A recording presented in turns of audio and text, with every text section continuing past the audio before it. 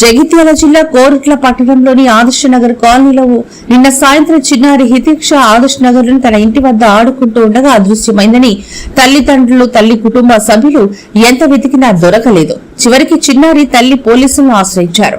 ఆదర్శ నగర్ ప్రజలు పోలీసులు వెతకగా పక్క ఇంటి బాత్రూమ్ లో చిన్నారి విగత జీవిగా కనిపించింది. వెంటనే ఆసుపత్రికి తరలించగా అప్పటికే చిన్నారి మృతి చెందినట్లు డాక్టర్లు తెలిపారు.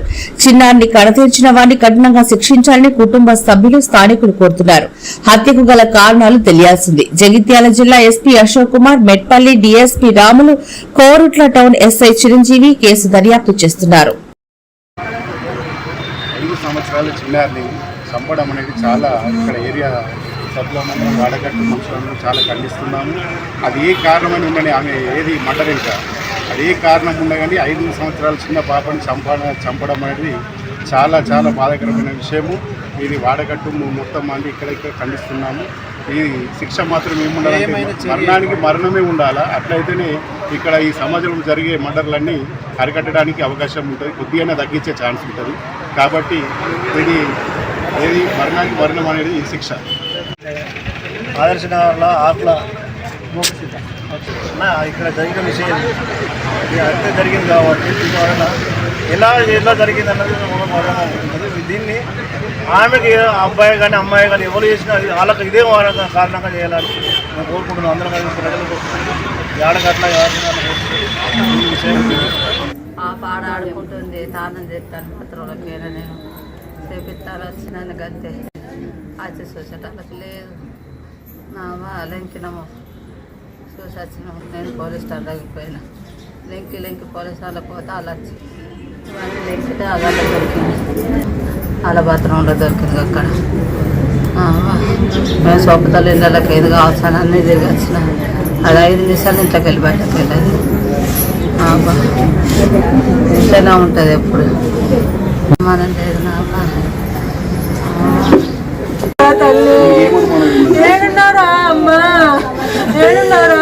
మైకులు వినబడుతున్నారా? కంక అత్త ఏమైందో ఏమని చెప్పాను.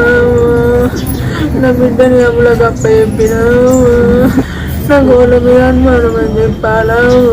నా బిడ్డల పేరు చెప్పుతుందని అవ్వా దాని పానంతో నుంచలేరు. అవ్వా దాన్ని చూడండి వాళ్ళ పేరు చెప్పాలి.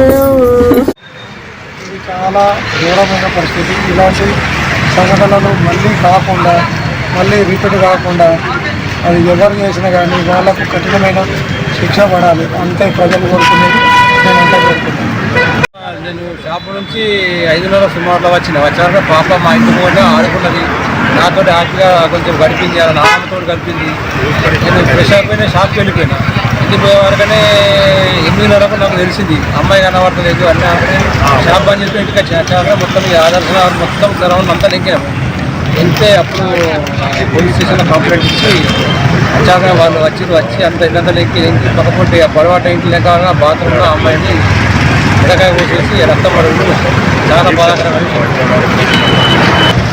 ఈరోజు ఏమంటుందంటే ఇన్ని రోజులు వేరే అనుమానం ఉండేది. ఇప్పుడు ఆర్డర్ డిక్లేర్ అయిపోయింది కాబట్టి అది చేయడం బాగా బాధాకరమైన. ఎవరని డౌట్ డిక్లేర్ ఎవరని అయింది?